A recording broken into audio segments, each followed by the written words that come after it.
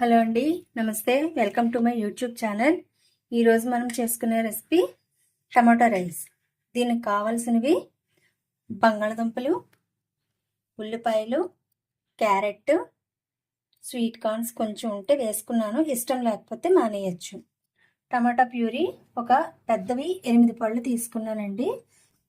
ఇవి నేను 8 పళ్ళు తీసుకున్నాను. దీన్ని మెత్తగా గ్రైండ్ చేసుకొని పెట్టుకున్నా. నేను తీసుకున్న రైసు 3 పావులు తీసుకున్నానండి. దానికి మీకు ఎంత కావాలనంటే అంత రైస్ తీసుకొని మీరు చేసుకోవచ్చు. ఇది అల్లం వెల్లుల్లి పేస్ట్ అండి. ముందు వీడియోలో మీకు చూపించాను కదా, మనకి ఇందులో కూడా వాడుకోవడానికి పనికొస్తుంది. ఈ అల్లం వెల్లుల్లి పేస్ట్ తయారు చేసుకునేది మీరు ఎవరైనా చూడకపోతే నా వీడియోస్లోని ముందు చేసిన దాంట్లో ఉంటుంది, మీరు చూడొచ్చు. దీనికి కావాల్సింది లవంగాలు, దాక్షిణ చెక్క, యాలకులు వేసుకోవచ్చు. ఇప్పుడు ఫస్ట్ స్టవ్ ఆన్ చేసుకుందామండి. ఇందులోని మనకి ఇది వేడెక్కింది. ఇప్పుడు మనం కొంచెం ఆయిల్ అనేది వేసుకుందాం. నేను ఈ చిన్నదాంతో 3 గరిటెలు వేసుకున్నాను. వేడెక్కాక అప్పుడు మిగిలిన ఐటమ్స్ వేద్దాం. ఇది వేడెక్కిందండి. ఇప్పుడు మనం ఇవన్నీ వేసుకుందాం. దాక్షిణ చెక్క, లవంగాలు, ఇలాచి కలిపి వేసుకున్నాము. కొంచెం వేగాక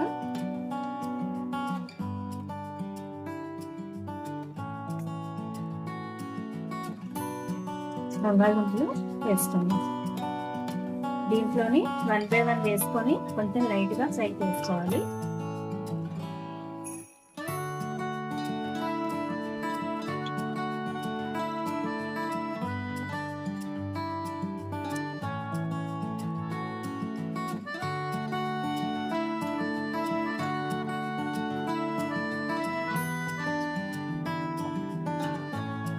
ఇవి కొంచెం ఫ్రై అయిన తర్వాత మిగిలినవి అనేది కొంచెం వేసుకుందాము.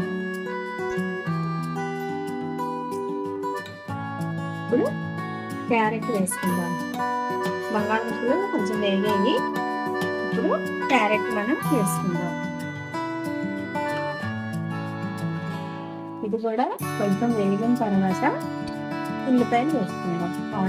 ఇప్పుడు ఆనియన్స్ వేసుకుందాం. క్యారెట్, బంగాళదుంపలు లైట్గా ఫ్రై అయ్యాయి. ఇప్పుడు మనం ఆనియన్స్ కూడా వేసుకొని కాసేపు ఫ్రై చేసుకుందాం. ఇది కూడా వేసి మిగిలినవి అల్లం వెల్లుల్లి పేస్ట్, స్వీట్ కార్న్స్ 2 వేసుకున్నాం. స్వీట్ కార్న్స్ అనేది ఎవరికైనా ఇష్టం లేకపోతే మానేయచ్చండి, స్కిప్ చేయవచ్చు. ఇది వేగిన తర్వాత స్వీట్ కార్న్స్, అల్లం వెల్లుల్లి పేస్ట్ కూడా ఇందులో వేసి కలుపుకుందాం. ఇప్పుడు స్వీట్ కార్న్స్ అనేవి వేసుకుందాం.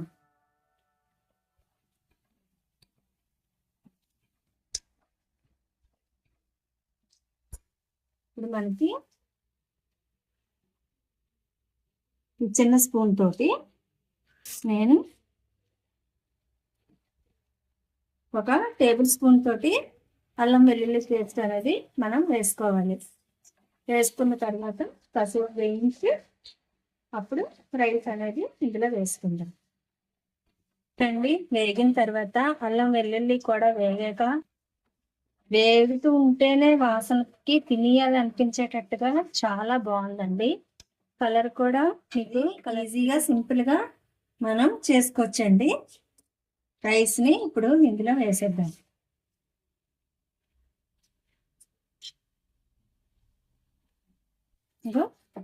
ఇలాగా రైస్ అంతా వేసుకున్న తర్వాత కలుపుకోవాలి. ఇందులోని పచ్చిమిరపకాయలు కూడా మనం కారానికి వేసుకోవాలి. నేనైతే 5 తీసుకుంటున్నానండి మిరపకాయలు.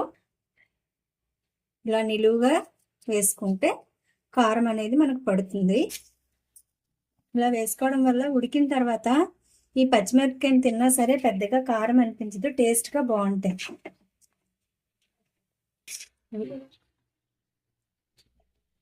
రైస్కి ఎప్పుడైనా 1 గ్లాస్కి 2 గ్లాసులు వాటర్ వేసుకుంటే సరిపోతుంది.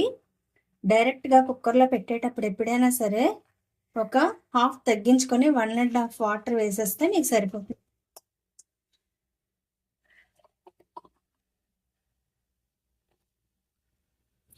ఇది 2 గ్లాసులు మనకి వచ్చిందండి జ్యూస్ అనేది. మిగిలింది మనం వాటర్ యాడ్ చేసుకుందాం.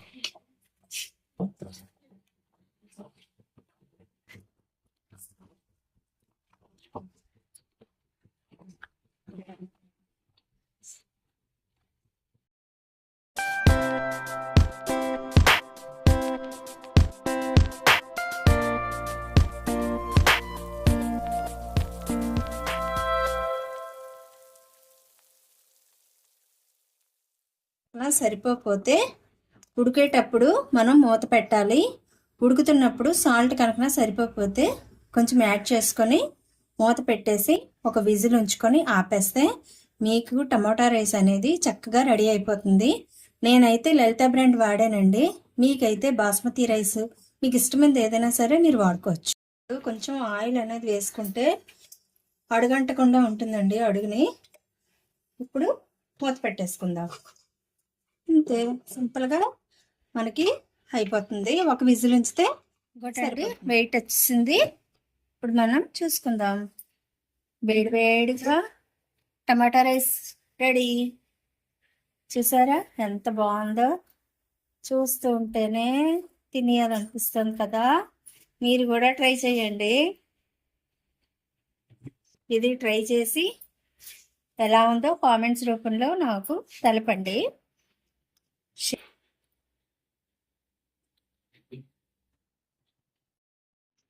ఇది నేనైతే కచంబరి చేసుకున్నానండి. మీకు ఇష్టపడితే ఆలు కర్రీ కూడా మీరు చేసుకోవచ్చు. అది కూడా ముందు వీడియోలో మీకు చూపిస్తాను.